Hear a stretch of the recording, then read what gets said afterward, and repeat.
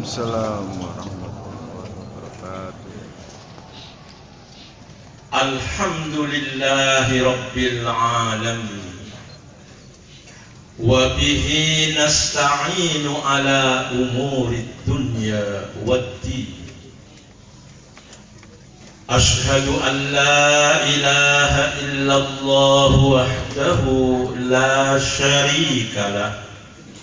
Al-Malikul Haqqul Mubin. Wa ashhadu anna Muhammadan abduhu wa rasuluh Shadiqul wa'dil amin.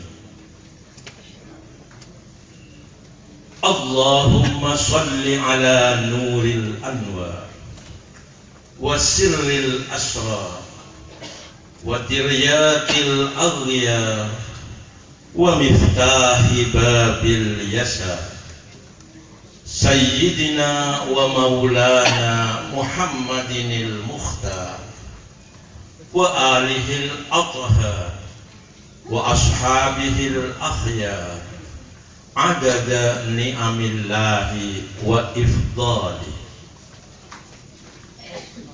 Hadratal muhtaramin, para alim ulama, para kiai yang tidak bisa saya sebutkan satu persatu sebab waktu yang disediakan hanya 15 menit sampai 20 menit. Habis untuk menyebut satu demi satu nama alim ulama yang hadir. Mulai dari yang jauh dari Kediri ada Kiai Haji Abdullah Kafa bihi Mahrus. Kalau dari sekitar Pati banyak sekali bintang-bintang yang bertaburan pada malam yang semuanya kami muliakan. Para habaib, para sadat, para nyai, wabil khusus Nyai Hajah Nafisah Sahal ingkang kula mulyaken. Maaf, ini orang Madura yang berbicara bahasa Jawa ya. Jadi sangat halus. Para ahlul bait yang dikomandani oleh Al-Mukarram Kiai Haji Abdul Ghaffar Rozin ingkang kula muliaken, dan segenap keluarga yang dimuliakan Allah. Hadirin dan hadirat majelis tahlil 1000 hari wafatnya almarhum al-maghfur lahu Yai Haji Ahmad Muhammad Sahal Mahfuz yang berbahagia.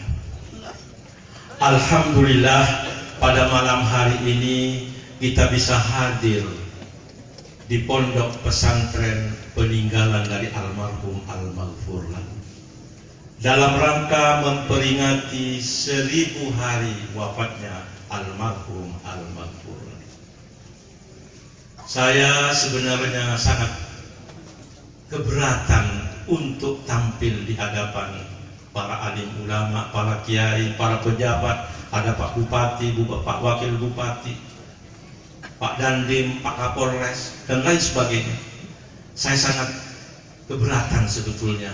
Karena apa? Karena saya ini ghairu laikin bil maqam, kata santri Matolib. Orang yang tidak laik, tidak layak untuk makom memberikan tausiah, memberikan mau'izah kepada hadirin dan hadirat pada malam ini. Tetapi dalam rangka menghindari fitnah, jangan-jangan ada yang mengira bahwa Pak Malik sudah melupakan jasa dari gurunya, karena beliau almarhum al-maghfur lahu adalah katib, adalah Rois Am Suriah, pengurus besar Nahdlatul Ulama, sedangkan saya adalah katib amnya pada tahun 2010 sampai tahun 2015. Maka saya pun memberanikan diri walaupun dengan deg-degan. Gus Rosid, bapak-bapak, ibu-ibu, hadirin dan hadirat yang dimuliakan Allah, satu hal yang membuat saya berani juga adalah karena saya diminta untuk memberikan mau'idhah. Padahal sebenarnya wa'id, pemberi mau'idhah yang paling representatif adalah maut atau kematian itu sendiri. Sabda baginda Rasulullah Muhammad sallallahu alaihi wasallam, kafa bil mauti wa'idhan. Cukuplah maut itu sebagai wa'id, sebagai pemberi mau'idhah, bukan Abdul Malik Madani Al-Maduri, bukan, tapi maut itu sendiri. Maka karena pemberi mau'idhah yang paling representatif itu adalah maut, saya memberanikan diri dan cerita soal mati. Soal mati, yang mati itu merupakan sesuatu yang pasti, yang tidak bisa ditawar-tawar, pasti akan terjadi pada setiap insan. Kullu nafsin dha'iqatul maut. Cuma kematian yang saya akan bicarakan di sini adalah kematiannya orang alim, kematiannya seorang ulama besar. Al-Imam Abul Hasan Al-Mawardi, dari keluarga yang konon profesinya adalah membuat ma'ul ward, rose water, air mawar, makanya mawar itu dari ma'ul ward. Al-Imam Abul Hasan Al-Mawardi dalam kitabnya Adabud Dunya Waddin mengutip dari Sayyiduna Ali bin Abi Thalib karramallahu wajhah, bahwa beliau Sayyiduna Ali bin Abi Thalib karramallahu wajhah membuat perbandingan antara ilmu dan harta kekayaan. Ada 3 keunggulan yang dalam kesempatan ini saya sebut satu saja, yakni kata Sayyiduna Ali bin Abi Thalib karramallahu wajhah, mata huzzanul amwat wa baqiya huzzanul ilm, a'yanuhum mafqudatun wa ashkhasuhum fil qulubi mawjudatun. Keunggulan ilmu pengetahuan dibandingkan dengan harta kekayaan, kata Sayyidina Ali, adalah mata huzzanul amwat. Orang-orang yang menumpuk harta kekayaan mati tenang, mati beneran. Tapi wabaqiya huzzanul ilm, tapi orang-orang yang menyimpan dan mengumpulkan dalam dirinya ilmu pengetahuan akan baqo, akan lestari, akan abadi. Bukan abadi dalam arti hidup terus fisiknya, tidak. Sayyidina Ali bin Abi Thalib menjelaskan bahwa yang dimaksud dengan wabaqiya huzzanul ilmi adalah a'yanuhum mafqudatun. Fisik mereka, tubuh mereka, jasad mereka memang hilang, hancur berkalang tanah. Tapi wa ashkhasuhum fil qulubi mawjudatun. Tapi kepribadian mereka, ketokohan mereka, jasa-jasa mereka fil qulubi mawjudatun. Tetap mawjud, tetap eksis, tetap bertahan di hati manusia sesudahnya. Itulah kelebihan ulama dibandingkan orang kaya. Mbah Sahal 1000 harinya kita peringati, dan insya Allah sampai akhir dunia nanti santri-santri beliau, alumni pondok pesantren Makoli tidak akan pernah melupakan jasa beliau, akan mendoakan beliau dari waktu ke waktu, mengirim suratul Fatihah dan lain sebagainya.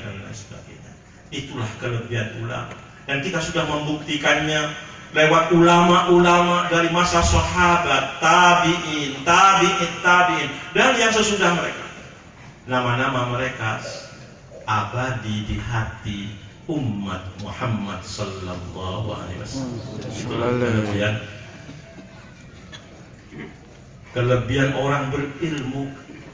Kematiannya, wafatnya mereka tidak merupakan kematian yang abadi, tapi justru hidup mereka lah yang abadi dalam arti kenangan manis, az-zikra al-hasan, kenangan manis, the sweet memory tentang almarhum al-maghfurlah, Basahar dan lain sebagainya tetap di hati umat. Amin ya mujibas sa'i. Yang kedua, dalam kaitannya dengan wafatnya orang alim ini, saya teringat hadis baginda Rasulullah Muhammad sallallahu alaihi wasallam yang merupakan hadisun muttafaqun alaihi, karena kesahihannya telah dikukuhkan oleh Al-Imam Al-Bukhari dan Al-Imam Muslim.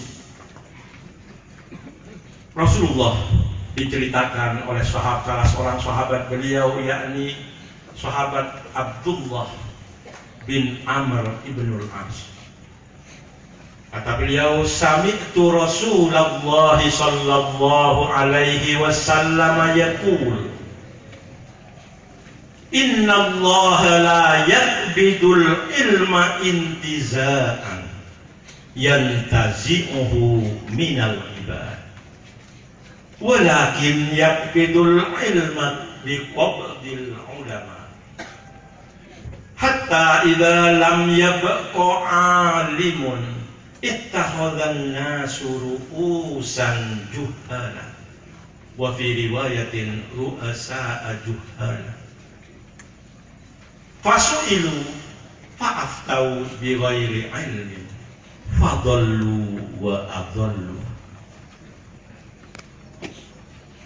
Sesungguhnya Allah tidak mencabut ilmu dari hamba-hambanya manusia ini dengan mencabut begitu saja. Akan tetapi Allah mencabut ilmu dari hamba-hambanya dengan cara qabdil ulama, dengan cara memanggil pulang, mencabut para ulama. Sehingga kata beliau, hatta idza lam yabqa alimun, sehingga manakala tidak ada lagi seorang alim pun, ittakhadhan nasu ru'usan juhala, orang-orang mengambil orang bodoh sebagai pemimpin mereka, karena ulama-ulamanya sudah habis. Maka bagaimana keadaan pada waktu itu? Fasu'ilu, maka pemimpin-pemimpin yang bodoh, ya, yang sebenarnya ilmunya tidak seberapa, ilmunya sama dengan Malik Madani atau lebih jelek lagi, tapi pintar ngomong, pintar humor dan lain sebagainya, ditanya oleh umatnya, oleh para pengikutnya, oleh para santri dalam tanda petik. Sekarang istilah santri itu sudah mulai dikacaukan, ya, bukan yang belajar agama di pondok pesantren, tapi yang tinggal di padepokan menunggu hasil penggandaan uang disebut santri. Makanya saya sebut santri dalam petik. Fasu'ilu, maka pemimpin-pemimpin yang bodoh ini ditanya oleh para pengikut atau santri dalam tanda petik tadi. Maka sang pemimpin yang bodoh fa'aftau bi ghairi ilmi, mereka memberikan fatwa tanpa didukung oleh ilmu yang benar. Akibatnya apa? Akibatnya sang pemimpin itu dhallu, telah sesat, wa adallu, dan telah menyesatkan para pengikutnya dan umat sekitarnya. Na'udzubillah min dzalik. Bapak-bapak, ibu-ibu, hadirin dan hadirat yang kami hormati, ini gambaran ketika ulama tidak ada lagi, lam yabqa alim. Sekarang ketika banyak ulama yang masih tersisa di sekitar Pati ini, masih banyak habaib, kiai, ulama. Di Rembang apalagi ada Sarang, ada Leteh, ada Lasem. Di Jogja ada Al-Munawir Rabiat. Di mana-mana masih banyak kiai. Tapi kok sudah terjadi ittakhadzan nasu ru'usan juhal. Ada padepokan A, ada padepokan B. Ya. Dengan pengikut-pengikut yang tidak sedikit, ribuan. Bahkan ada yang bergelar profesor, doktor pengikutnya. Nah ini gimana? Ini masih banyak ulama. Jawabannya ialah bahwa qabdul ulama, dicabutnya ulama, ya, sebagai cara Allah mencabut ilmu dari manusia itu tidak harus ditafsirkan dengan mautul ulama, tapi bisa ditafsirkan pula dengan mencabut pengaruh dan wibawa para ulama. Apalagi ketika paradigma dakwah sudah bergeser, Bapak-bapak, dari dakwah sebagai tuntunan menjadi dakwah sebagai tontonan. Maka walaupun ada ulama, tapi karena ulama itu tidak bisa menjadi tontonan yang memikat, menarik, membuat terpingkal-pingkal audiennya, maka tidak laku. Yang laku adalah mereka-mereka yang sanggup memberikan tontonan. Maka ketika paradigma dakwah bergeser dari tuntunan ke tontonan, terjadilah orang-orang menjadikan orang yang tidak jelas track recordnya dalam hal keagamaan dijadikan sebagai pemimpin keagamaan, sebagai penasehat spiritual, sebagai orang pintar. Orang yang tidak punya ilmu dikatakan orang pintar, berarti kita ini telah membodoh-bodohkan diri kita sendiri. Itulah yang terjadi sekarang. Maka orang yang mencari ketenangan spiritual,